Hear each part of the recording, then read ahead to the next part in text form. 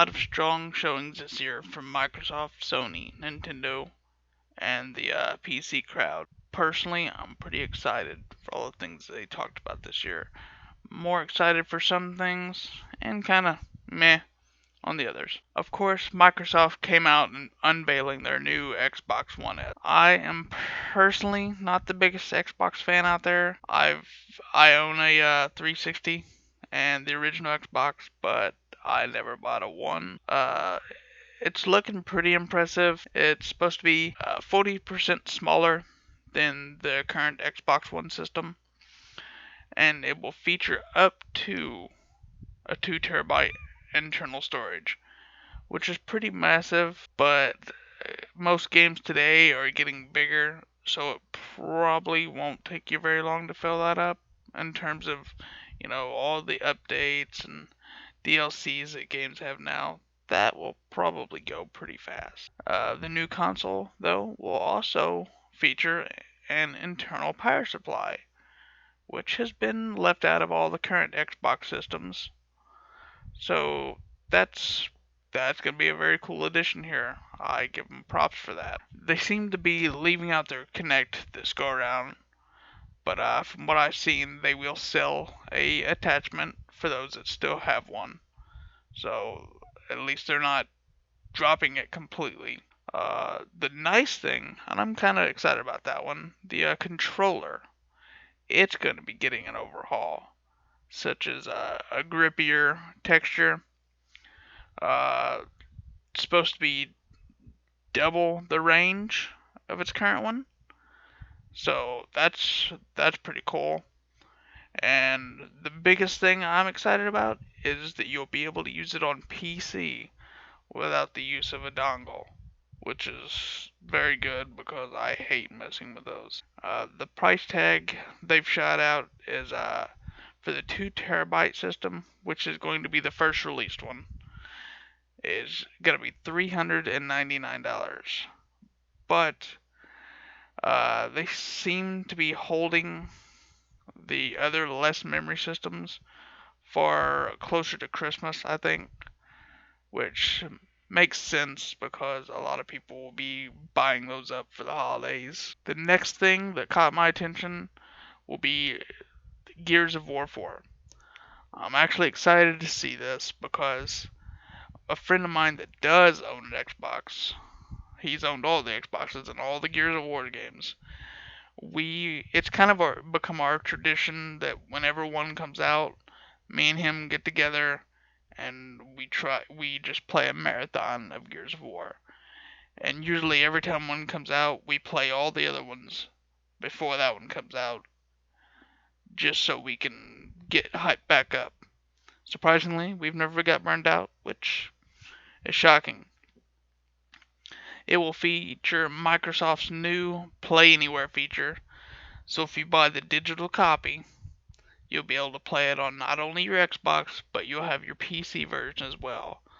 So there could be some multi-platforming going on here, as that game it could be good for it. The main character of this story is going to be JD Phoenix, which, if you're a fan of the Gears of War, that should make you happy. He is the son of the legendary gear Marcus Phoenix, and he'll be fighting alongside the other two characters, will be Kate Diaz and Delmont Dale Walker. Fun fact that I discovered here for anybody that's a fan of the World of Warcraft, Kate Diaz will be voiced by the actor that currently voices Jaina Proudmoore. Their current Gears of War release date has been set at October 11th, 2016, which that's coming up, in game terms, that's coming up fairly close. Another game that caught my attention will be Forza Horizon 3. It will be dropping September 27th, 2016, and it's going to be next in their Forza lineup. And if you're kind of a car junkie like me, this is actually a pretty exciting one. Although as I've noticed, and most other games nowadays, there isn't a lot that most sports games can bring to the table as far as gameplay changes. There's going to be a few features here, uh, such as the Horizon Festival. You'll be able to hire friends, fire them, things like that to help you run the festival. Personally, for me though, when I buy a car game, it's not the industry crushing gameplay changes that I'm looking for here, but the cars themselves. I love the stunning cars, and every platform that brings out a car game, they always bring newer and sharper looking cars that make me, well, drool for them basically, and also sad at the same time that I cannot afford these cars. So I guess until I can find a much better job, I can at least own a digital version of them. And I suppose that's not all too bad. One of the major games that I seen at A3 and one that everybody was hyped up for is We Happy Few. And it looks like a pillhead's nightmare, honestly. It's got the creepy dystopian feel. And personally, I like that look, and it looks like it's going to be a very awesome game. Uh, its story is a simple one in a perfect dystopian world. Everyone is taking the drug joy to keep them from seeing how much of the world has really gone down in the gutter. But a man named Arthur Hastings has decided he no longer wants to take this pill. And soon it is discovered that he's not taking it, and the so happy town of Wellington Wells is anything but a happy little town. Uh, Most people, they're you know they're seeing elements of Bioshock series in this, which after I seen the footage trailer, I of course immediately thought Bioshock here. Uh, I think everybody's been looking and thinking Bioshock since they showed the first trailer at PAX East. Honestly, this will be a definite game that you'll be probably wanting to get if you're into the creepy dystopian type games here.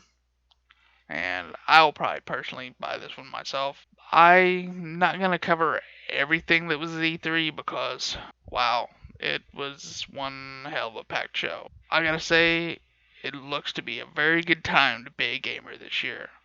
Whether you're a fan of Microsoft, Sony, PC, or Nintendo, it seems like every platform this year is gonna have one hell of a year, and I'm really excited. But enough about what I think. I would like to hear what you have to think down in the comments about this year's E3. What excites you about what you've seen, heard, read? What let you down? And what just kind of caught your interest? Like, what is going to be what you're going to keep track of as far as what was shown at E3? So just remember, I'd like to see those.